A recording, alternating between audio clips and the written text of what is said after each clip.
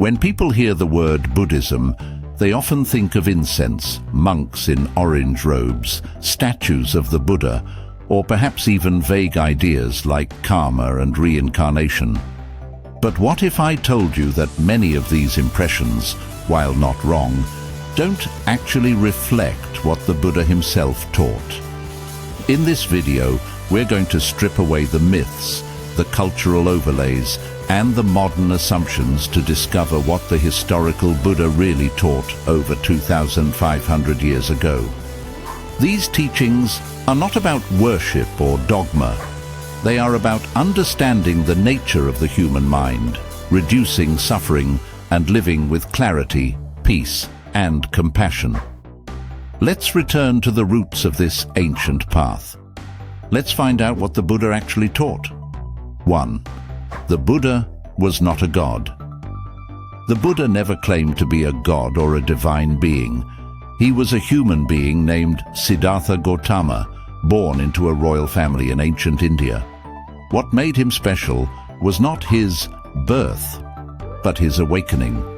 He realized the truth about suffering and the path to freedom. And then he spent the rest of his life teaching others how to do the same. Buddhism is not about worshipping the Buddha. It's about applying his teachings to our own lives. 2. The Four Noble Truths. At the heart of everything the Buddha taught are the Four Noble Truths. These are not just philosophical ideas. They are observations about life that each of us can verify in our own experience. The first noble truth: life includes suffering. Things don't always go our way. We get sick, we lose people, we feel disappointment, fear, and grief. The second noble truth: there is a cause of suffering, and it's our attachment, craving, and clinging. We want things to be different than they are. We resist reality. The third noble truth: there is a way to end suffering by letting go of craving. The fourth noble truth: there's a path to the end of suffering. It's called the Noble Eightfold Path. These truths are not meant to be believed blindly. They are meant to be explored, reflected on, and experienced. 3.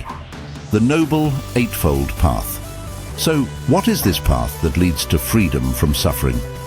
The Eightfold Path is a practical guide to ethical living, mental clarity, and inner wisdom. It's divided into 3 categories: wisdom, prajna, right view, right intention; ethical conduct, sila, right speech, right action; right livelihood, mental discipline, samadhi; right effort, right mindfulness, right concentration. This path is not a checklist. It's a way of living that gradually transforms the way we think, speak, and act.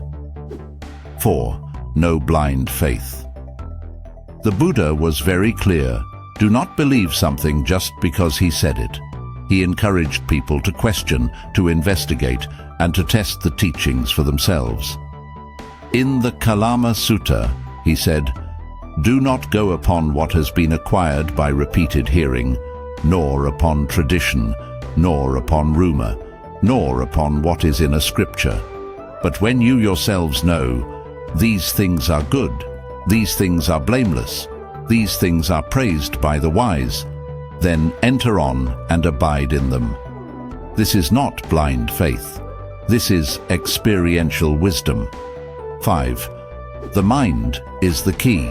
One of the central insights of the Buddha is that the quality of our mind shapes our entire life.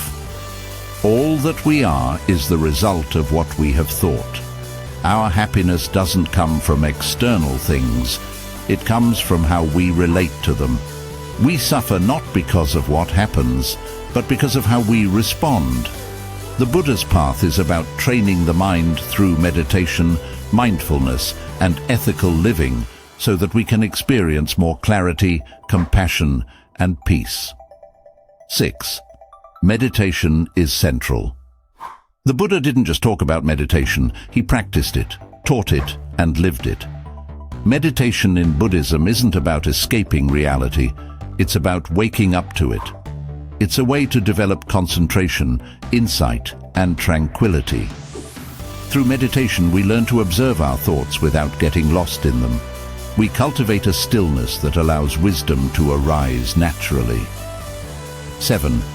Everything changes. Impermanence. The Buddha taught that all things are impermanent. Our bodies, our thoughts, our emotions, even our relationships. Understanding impermanence helps us let go. It helps us appreciate the present moment, and it softens the fear of loss and death. When we see that everything is changing, we stop clinging, and in that space, we find freedom. 8. There is no permanent self. One of the most radical teachings of the Buddha is the doctrine of anatta, or non-self. We tend to believe there's a fixed permanent self inside us. But the Buddha saw that what we call a self is just a collection of changing experiences, thoughts, feelings, sensations, memories. There is no unchanging core. And while that can feel unsettling at first, it actually brings great relief. It means we are not stuck, we are not trapped. We can change, grow, and evolve. 9. Compassion and wisdom go together. The path the Buddha taught is not just about getting enlightened and leaving everyone else behind. True awakening includes a heart full of compassion.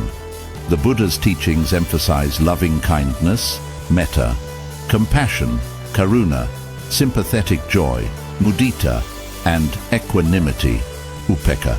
Wisdom without compassion becomes cold, but compassion without wisdom can become ungrounded. The two together create balance. 10. Enlightenment is possible, here and now. Finally, the Buddha taught that liberation is not just for monks or saints, it's for all of us. Enlightenment doesn't mean floating off into a mystical state. It means waking up to reality as it is. It means being free from the chains of greed, hatred, and delusion. And it begins with one simple step: awareness. So what does this all mean for you? It means that the path the Buddha walked is still open. It's not about rituals or dogma. It's about understanding suffering, letting go of what causes it, and walking a path of mindfulness, ethics, and insight. If you've ever felt lost, confused, or overwhelmed by life, the Buddha's teachings are not here to give you new beliefs. They're here to help you see clearly, to suffer less, to live more fully. Let's recap the core of what the Buddha actually taught. Life includes suffering. Suffering has a cause, our craving and attachment. That suffering can end. There's a path to freedom, the noble Eightfold path. This path includes wisdom, ethical conduct, and mental discipline. It invites us to examine our mind, train it, and live with greater awareness. The Buddha's teachings are not a religion in the conventional sense. They're a path of transformation, a way to wake up from confusion and live a life of compassion and clarity. Closing words. If this message resonated with you, I invite you to explore it more deeply. Read the sutras, try meditation, reflect on your experience, and most of all, remember, the Buddha didn't give us answers. He gave us tools. You don't need to be perfect. You just need to be present. Peace is possible. Freedom is possible. Not someday, but today. Thank you for watching. If this helped you, please like, comment, and share it with someone who may need it. And always remember, you don't have to believe everything you think.